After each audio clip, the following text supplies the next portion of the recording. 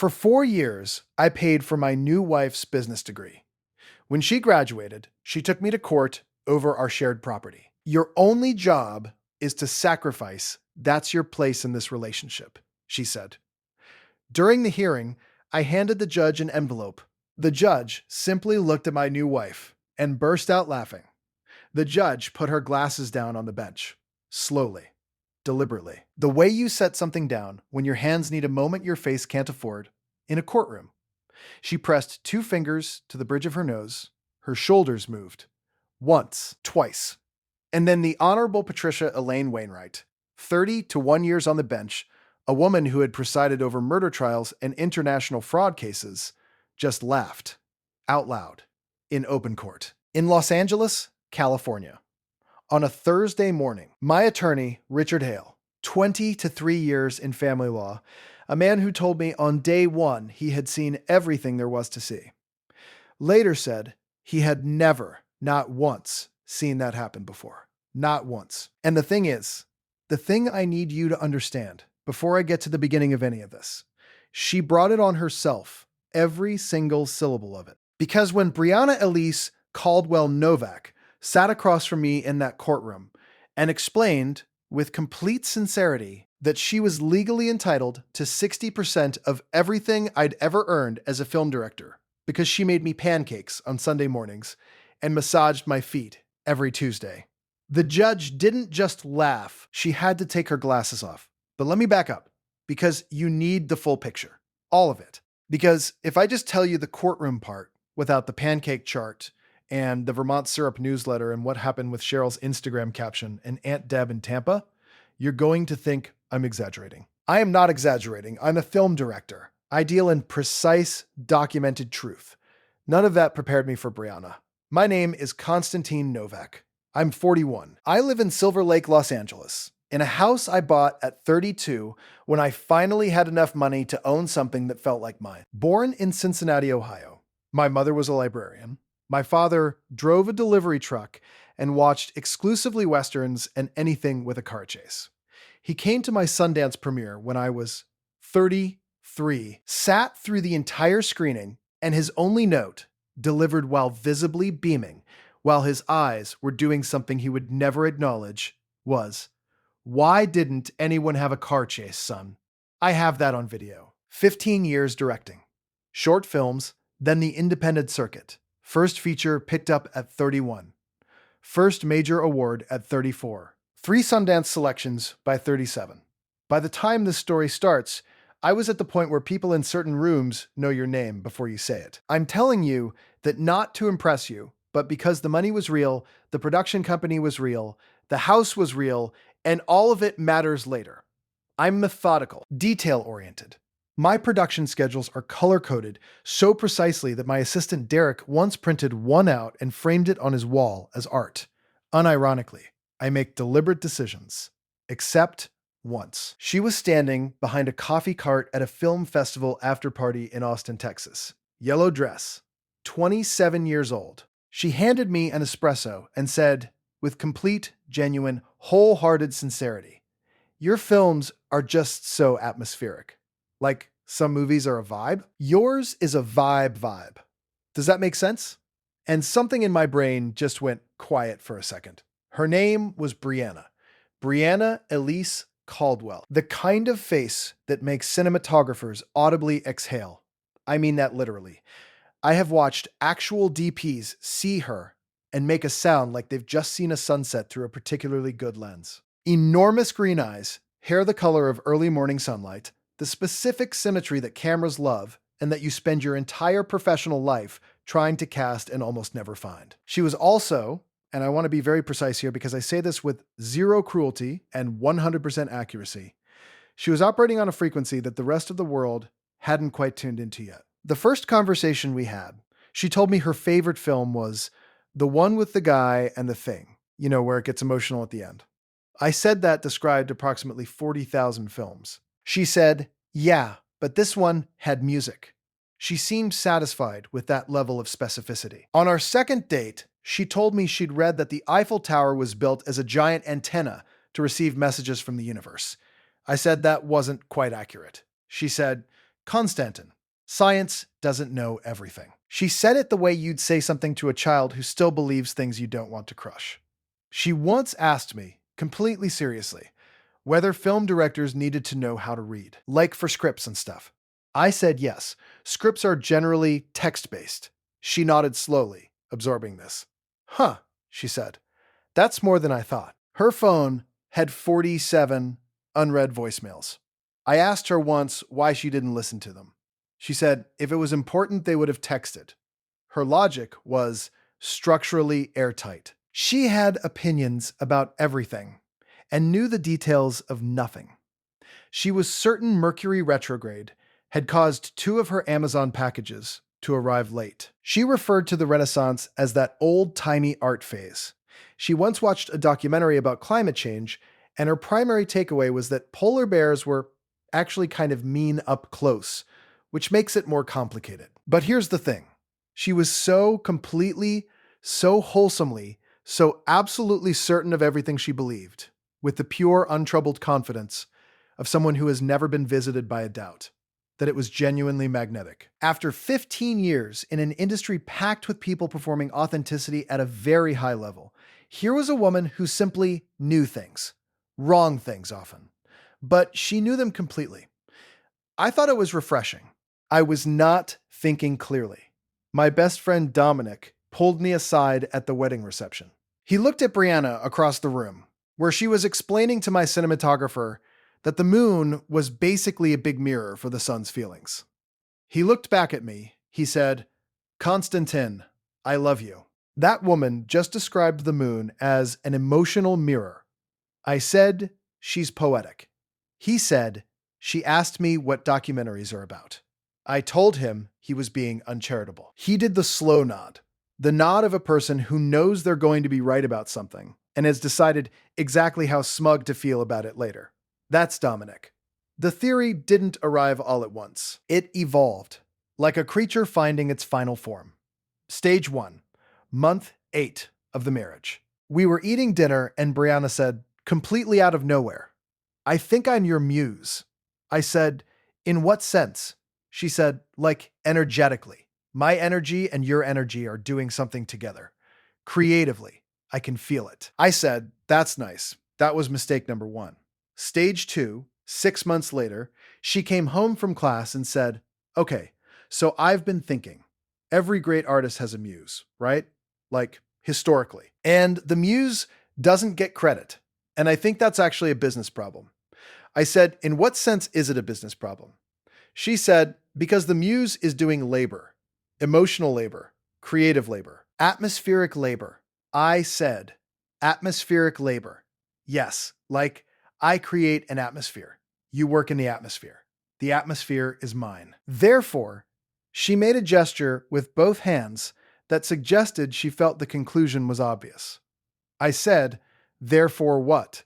She said, "Therefore your work is kind of mine too? Like, partially?" She tilted her head. I'm still working out the math. I should have had a very long conversation right then. I did not have a very long conversation right then. Stage 3, the pancakes. Every Sunday morning, Brianna made pancakes. Buttermilk from scratch. Never from a box. She had strong feelings about the box that I won't get into. 1 tablespoon of vanilla. Real maple syrup from a small farm in Stowe, Vermont, ordered in a wooden box every 2 months. She treated this syrup arrangement as a serious logistical matter. They were extraordinary pancakes.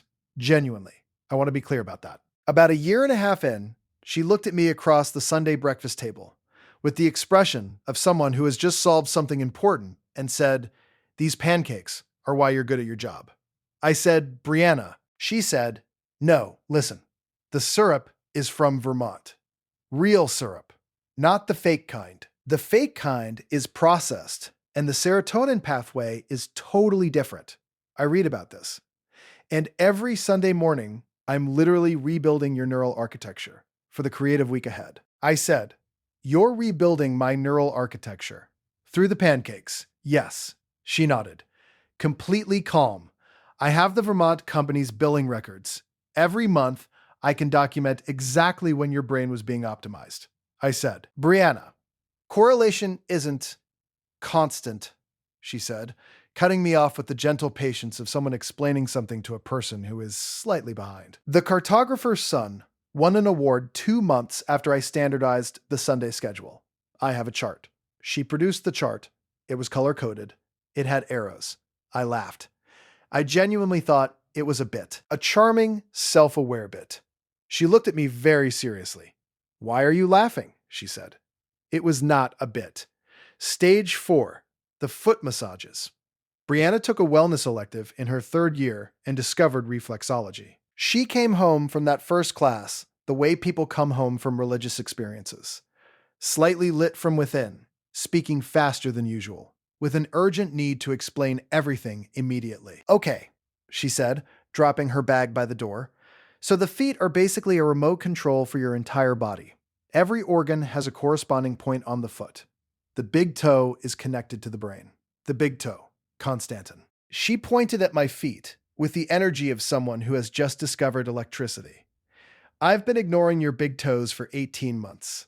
Every Tuesday evening from that point on, 15 minutes, eucalyptus oil, a specific sequence from a laminated chart she kept by the couch. They felt great. I won't pretend otherwise. After 12-hour days on set, the man's feet hurt. But 6 months in, she showed me the notebook. Physical notebook, floral cover, 2 colors of pen, columns, a timeline going back 18 months. "Look at this," she said, sliding it across the coffee table. "Every major creative breakthrough in your editing process has happened within 72 hours of a Tuesday session. Every single one." I said, "Brianna, don't say correlation isn't causation," she said. "That's exactly what I was going to say. That's what people say when they're scared of what the data implies." She tapped the notebook. "The data implies things, Constantin. Some of the correlation stars had faces on them." Then she fused both theories into one unified framework. She called it, and I am not making this up, the muse optimization model. She had made a presentation on her laptop with slides. Slide 1, Brianna Novak, Chief Creative Architect. Slide 2, a graph of my career trajectory with a red line labeled Atmospheric Input Brianna overlaid on it. Slide 3, the Pancake Protocol, Nutritional Creative Fueling. Sundays, 9:10 a.m., Vermont Grade A Dark Robust. Slide 4, the Tuesday Reset, Reflexological Neural Optimization, 15 minutes, eucalyptus, left foot first. Slide 5, projected ROI of Muse services, 2:019, present. She had calculated a dollar figure. I said, "Brianna, where did you get that number?" She said, "I looked up what creative consultants charge per hour and calculated how many hours I've been contributing atmospherically, including sleep hours because I'm generating ambient energy even when I'm unconscious." She was charging for sleeping. Atmospherically, I said, "I need a minute." She said, "Take your time. I know it's a lot to process." She closed the laptop gently, the way you close something important. The numbers are real, though, and I kept telling myself, she'll finish the degree and this will pass. It did not pass. It became a court filing. She graduated in May.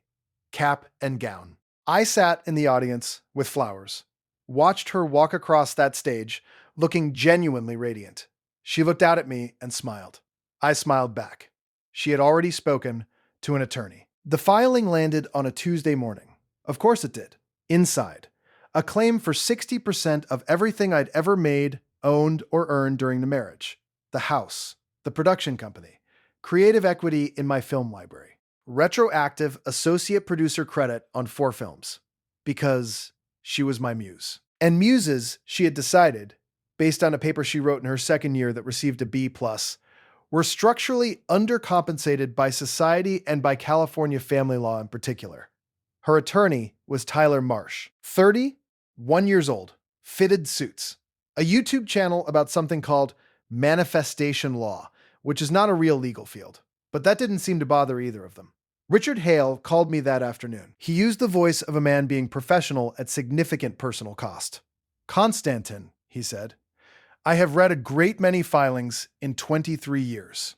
Yeah, this is my new favorite.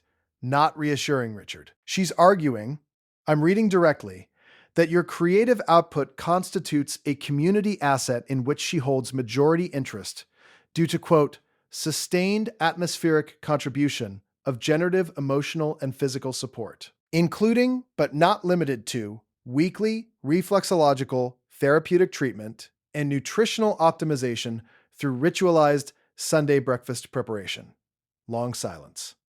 She cited the pancakes in the filing. There's a section titled Culinary Creative Fueling. There's also Exhibit A, the chart. There's also a request for retroactive associate producer credit on The Cartographer's Son, Konstantin. That's the film you started 8 months before your first date. Her argument: having subsequently met her retroactively enriched the creative environment in which the film existed. One more thing. Her attorney has a YouTube channel. What's it about? Manifestation law. Is that a real? No, he said. No, it is not. The deposition transcript arrived the following week with a sticky note from Richard. I am a professional. In all capitals. Tyler had asked Brianna to describe her contribution to the marital partnership. Brianna said, verbatim from the transcript, Konstantin is a visionary, but visionaries don't work in a vacuum. They need conditions. I created his conditions. Every Sunday, I made pancakes from scratch. Buttermilk, 1 tablespoon of vanilla, Vermont maple syrup, the real kind. Because the serotonin impact is different. I've read about this. And every Tuesday, I gave him a foot massage because the feet are connected to the entire nervous system. That's reflexology. That's science. And if you look at his career from when we met to now, it went up. Every year. That is not a coincidence. I have data. The court reporter had apparently stopped typing briefly to collect herself. Why 60% specifically? Tyler had prompted. And Brianna said, because 40 felt too little, but I didn't want to seem greedy. Okay. Here's the part of the story where I need you to understand something about me. I am a calm person, organized, methodical. I once spent 47 minutes in a rain gutter in Budapest for one specific shot of a pigeon taking off. 47 minutes in a gutter for a bird. That is the level of restraint I operate with. What I did next was restrained, organized, calm. It was also approximately 20% unhinged, and I have made complete peace with that percentage. Look, I know, but hear the full thing before you decide. I called Richard, got the documentation situation handled. Then I called Gil Fontaine, my production archivist, 8 years with the company, the most methodical human alive. I asked for a complete creative record for every project I'd completed during the marriage. First concept to final cut. All dates. He said, chronological or alphabetical. Your call, Gil. Chronological supports a stronger legal narrative arc. I love Gil. What Gil produced over 10 days was not a binder. 119 pages.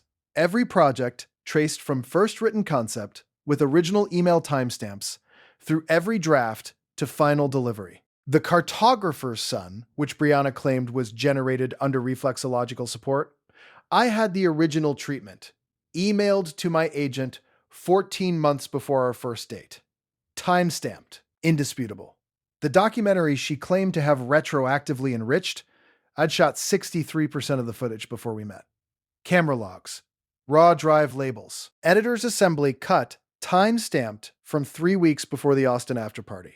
Every project, every one. Now, at 11:17 p.m. on a Wednesday night, sitting alone in my kitchen, eating cold sesame noodles directly from the container, in the emotional state I can only describe as serene, slightly dangerous, and done. I opened my laptop and wrote a letter to the Vermont Maple Syrup Company.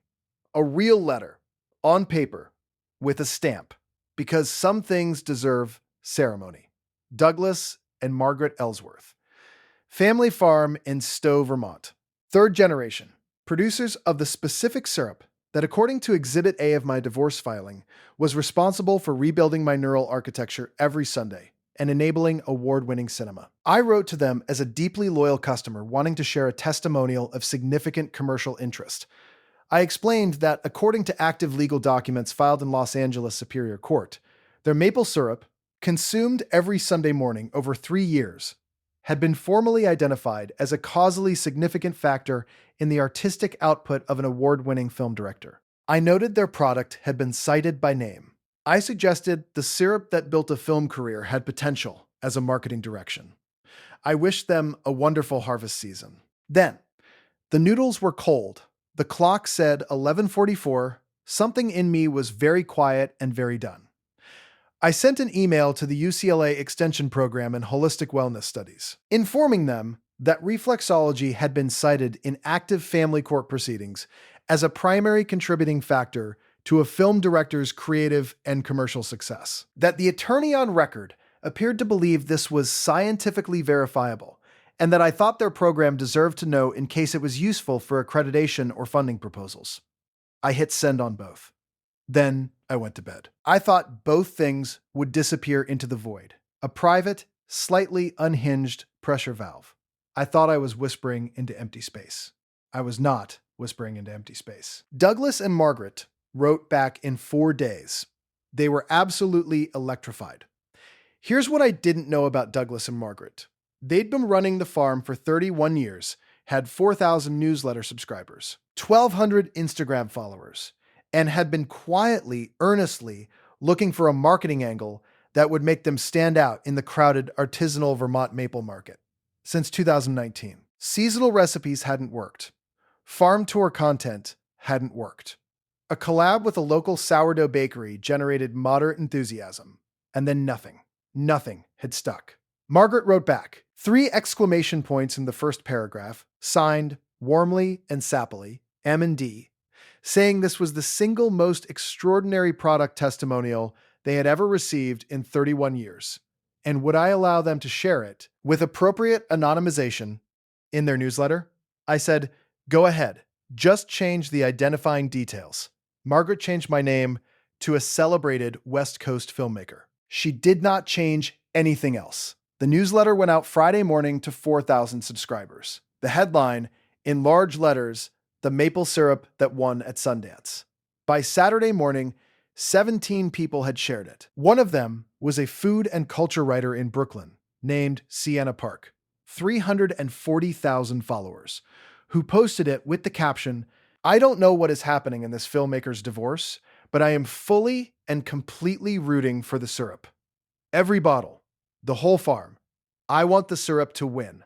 14,000 likes in 24 hours. The comments section became a genuine philosophical debate about artistic inspiration, the romantic tradition of the muse, and whether maple syrup could constitute a creative collaborator under California community property law. Someone with a film studies PhD wrote 3 paragraphs.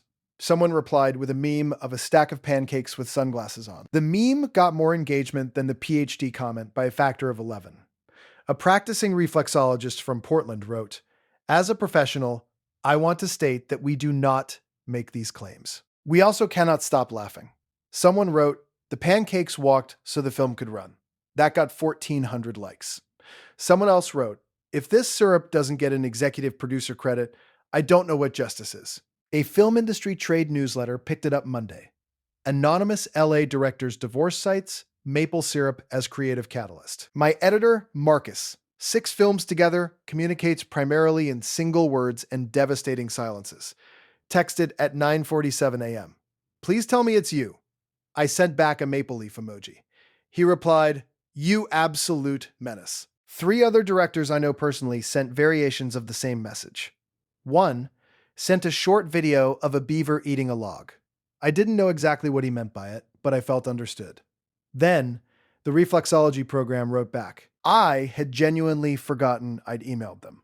When Jocelyn, their communications director, email signature containing 2 inspirational quotes and a small lotus flower, responded, I had to scroll up to remind myself what I'd sent. Jocelyn was not just flattered. Jocelyn was activated. She wrote that the program was profoundly moved by the idea that their field was being cited in family court proceedings. That this represented a watershed moment for holistic wellness recognition in institutional frameworks. And had I considered being interviewed for their student journal, they were launching a fundraising campaign and felt this extraordinary moment of cultural visibility could be strategically leveraged. I said, I'd rather not be interviewed. Jocelyn featured the story anyway. Piece titled, Reflexology in Legal Frameworks. What recent court proceedings tell us about the growing institutional recognition of holistic practice? With a sidebar about their spring certification intake. A pull quote from an instructor. We have always believed the practice had broader applications than the mainstream recognized. This moment confirms it. With a photograph of someone's feet. Brianna's mother saw the reflexology article. Now I need you to understand Cheryl. Cheryl Caldwell, 61 years old, Scottsdale, Arizona. She looks like what would happen if a Real Housewives cast member developed a strong personal relationship with the concept of manifestation. Instagram account called @CherylUnfiltered. Lifestyle curator, wellness journey, abundance mindset. Mercury retrograde responsible for her Wi-Fi issues. No irony. None. Cheryl had been fully on board with Brianna's muse theory since approximately month 4 of our marriage. I have reason to believe she co-developed several key elements during a Scottsdale spa weekend in year 2, where they apparently had a real breakthrough conversation about energetic labor. Cheryl saw the reflexology article at 7:12 a.m. on a Tuesday.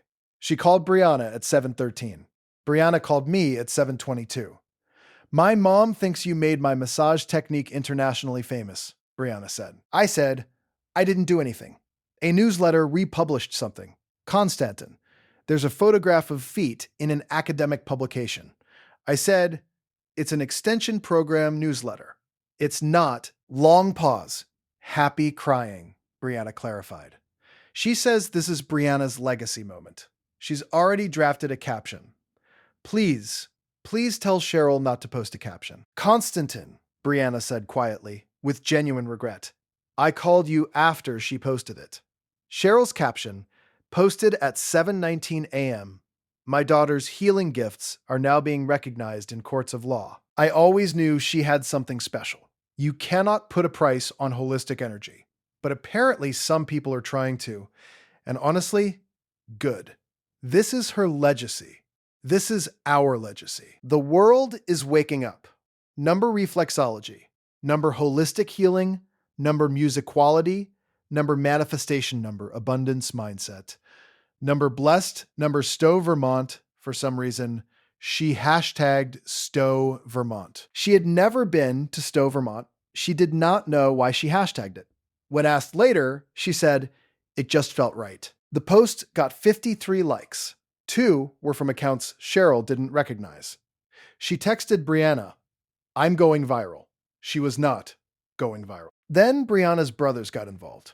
Mitchell, 34, sells insurance in Phoenix, coaches Little League, says, at the end of the day, at the beginning of most sentences. Ryan, 36, manages a sporting goods store, communicates almost exclusively through memes, and the occasional deeply sincere statement about loyalty. Neither had been involved until the maple syrup newsletter started appearing in their Phoenix friend groups.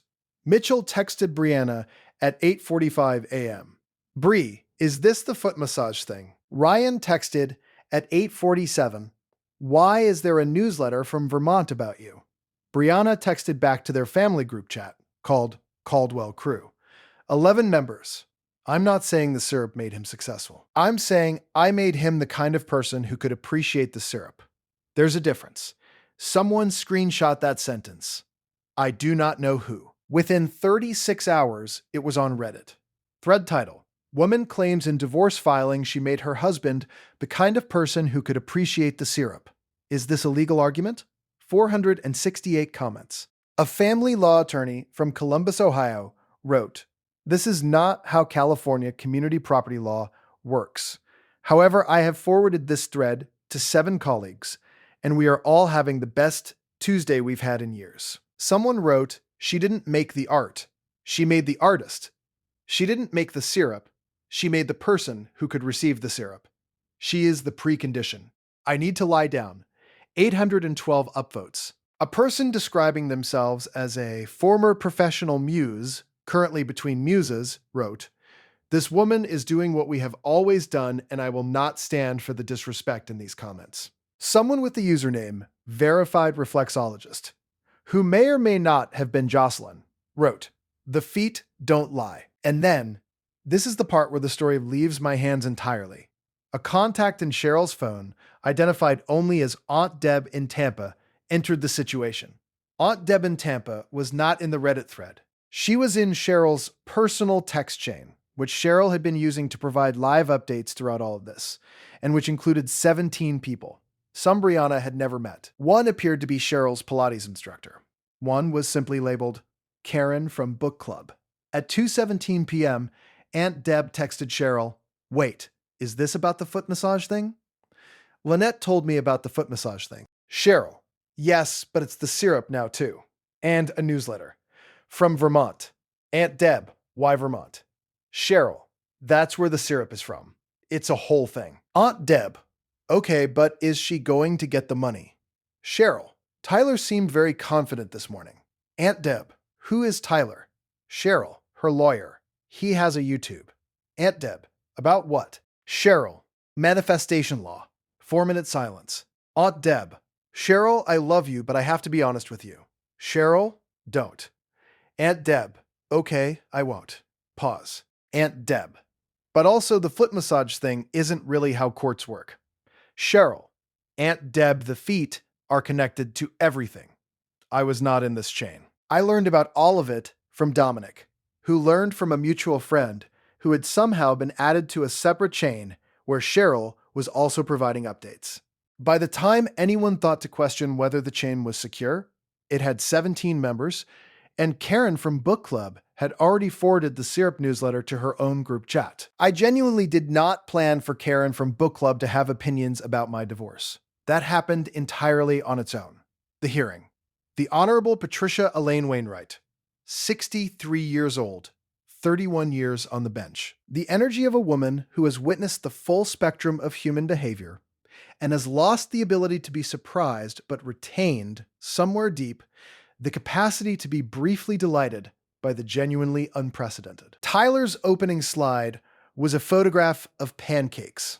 Not a chart, not a legal argument, a photograph of pancakes in soft morning light, slightly golden, maple syrup catching the light in the upper right corner, styled like a brunch menu. This photograph had been selected, prepared, and placed into a formal courtroom presentation shown on a projected screen to a sitting judge with 31 years of experience. Judge Wainwright looked at the pancake slide. She looked at Tyler. She said, "Counselor." Tyler said, "Your Honor." She said, "Is that a photograph of pancakes?" Tyler said, "It is, Your Honor.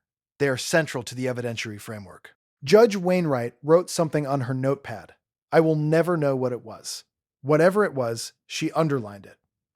"Continue," she said, in the voice of a woman who has decided to see exactly where this road goes. Tyler continued. 9 slides. Slide 3 was the chart. Brianna's handwritten chart, 2 pen colors, correlation arrows, the star stickers now blown up to presentation size on a courtroom screen. Slide 5 was a printed graph mapping my Sundance selections against the commencement of Sunday pancake production. Slide 7 contained the phrase, "Sustained atmospheric creative contribution," in a large font. At one point, Tyler said, "The evidence will demonstrate that Mrs. Novak's domestic contributions constitute what leading business schools now call invisible labor infrastructure." Richard, beside me, wrote something on his legal pad. He slid it toward me. It said, "Which business schools?" I had to look at the ceiling. Then Tyler called Brianna to speak.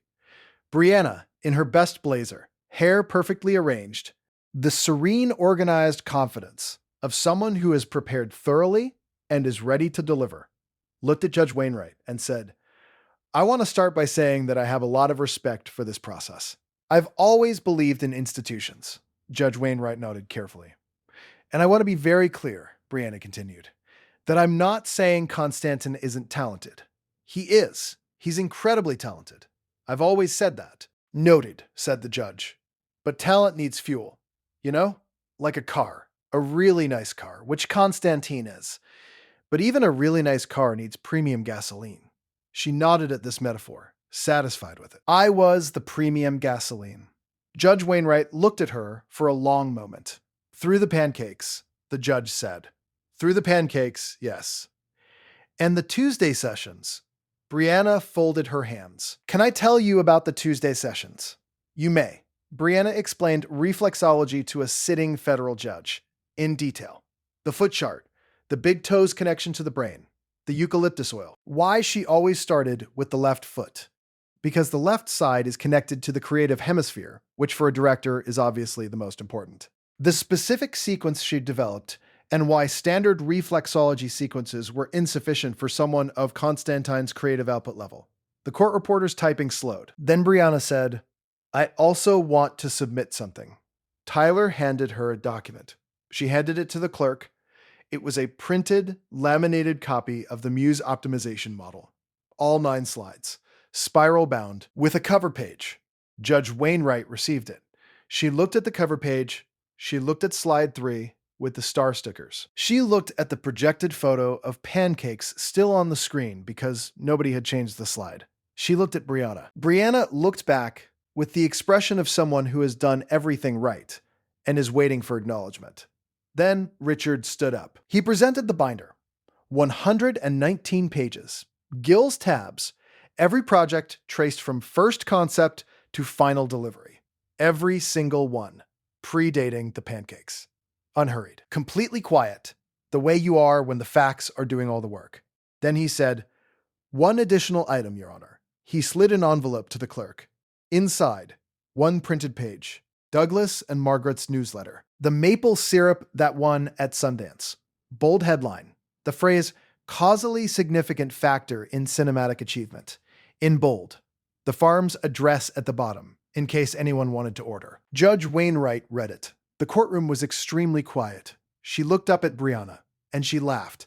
Not a suppressed smile, not a professional clearing of the throat. She laughed out loud, in open court, caught herself, set her glasses down, pressed her fingers to the bridge of her nose, her shoulders moved twice, and she said, I apologize. That was, and made a small gesture with her hand that said, more clearly than words, give me 1 moment.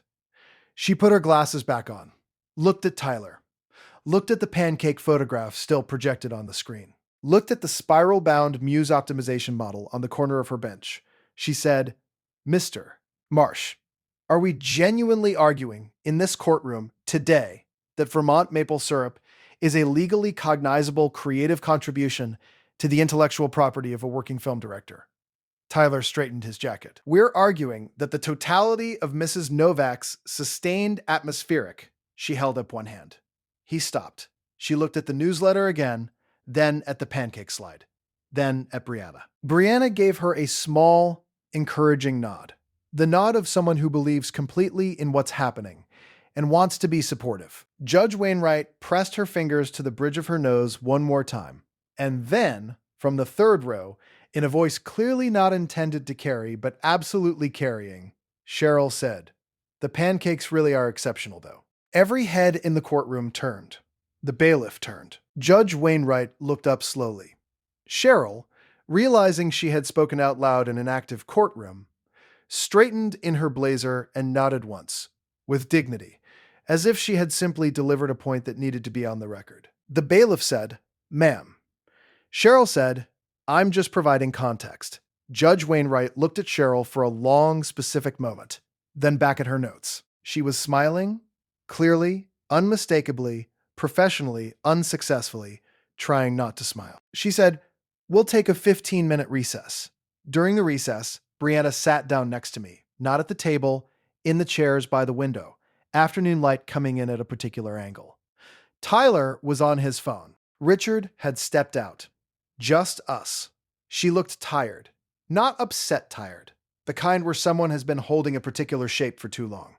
She said, did you actually write them a letter? Like with a pen, envelope, and stamp.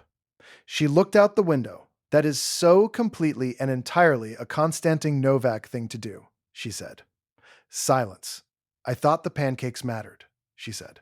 They're really good pancakes, Brianna. They are really good pancakes, she agreed. Quietly. I just wanted to be part of it. What you make. I wanted to feel like I was in it somehow. And there it was. Not the legal strategy, not Exhibit A, not the arrows on the chart, just a person who'd spent 4 years living right next to something she couldn't touch and had found a way to make herself essential to the story because the alternative was feeling entirely outside of it. I understood that. Not the filing, not the 60%, but the feeling underneath, completely. I said, "You mattered, Brianna. You just don't own the films." She nodded, once. Slowly, Tyler said I could get 60%. Tyler has a YouTube channel about manifestation. She actually laughed. A real one, the kind from across the table in Austin. The realest moment we'd had in 2 years. My Aunt Elspeth called me the night before the second hearing day.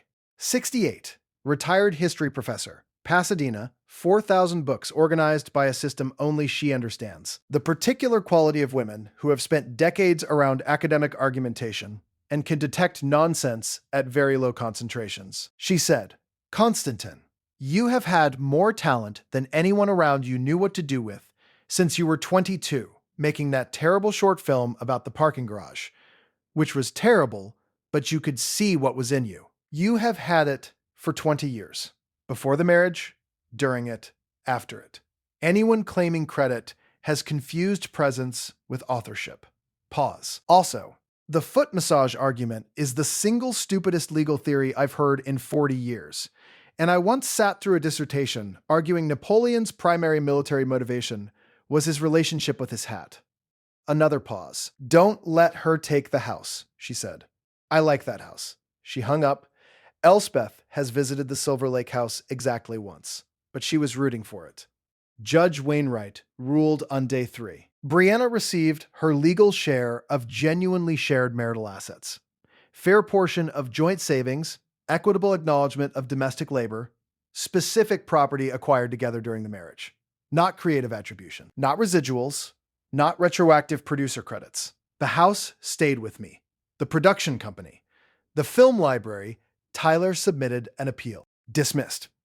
He posted a YouTube video, "When Manifestation Law Meets California Statute, a lesson in energetic alignment versus institutional framework."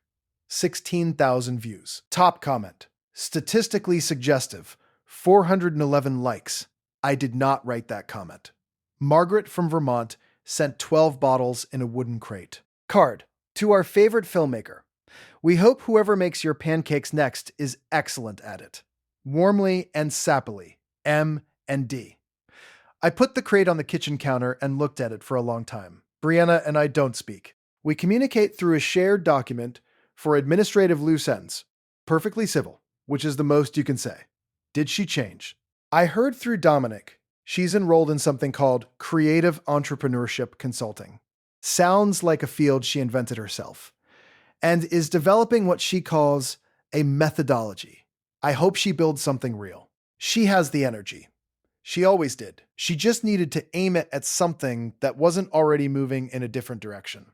Cheryl posted one more caption after the ruling. Sometimes, the universe has a different timeline than your plan. Keep manifesting. Your muse era is coming. Top comment from Tanya. You tried, babe. Mitchell sent me a message 3 weeks later. Sorry about all of it, man. She means well. The most accurate summary of Brianna ever expressed in under 10 words. The house is still mine. Elspeth came to visit 2 months after. Sat in the garden for an hour. Unprecedented for Elspeth. Said, it's a good house. Don't fill it with the wrong person again. I'll try, Elspeth. Do you have those pancakes here? The ones apparently responsible for your entire career? Made them from scratch. Buttermilk, 1 tablespoon of vanilla. Vermont maple syrup. Douglas and Margaret's, obviously. How could I use anything else? She ate 2. Looked out at the garden. These are not why you're a good director, she said. I know. You were always going to be difficult and obsessive and very specific about pigeon shots in Budapest. Nobody was going to stop that. Not syrup, not massage, not anyone. I know, Elspeth. She was quiet a moment. But they are genuinely excellent pancakes, she said. They are. They really are. If any of this felt familiar, not the Sundance part, not the courtroom, but the part about someone who confused being close to your work with owning it, who loved you loudly enough that the love started sounding like a claim. I hope something here landed somewhere useful. It's not always calculation. Sometimes it's just a person who looked at something extraordinary happening right next to them and decided they needed to be inside the story instead of beside it. That doesn't make the Exhibit A pancake chart less surreal, but it does make the syrup taste slightly sweeter. If you made it this far, genuinely, thank you. If this gave you something, even just a laugh, I'd really appreciate a like. And if you've been in a situation where someone tried to take credit for who you already were, drop it in the comments. I read every single one. And Douglas and Margaret, you didn't make me a better director, but you made this story significantly more interesting, and I think that counts for something. Take care of yourselves.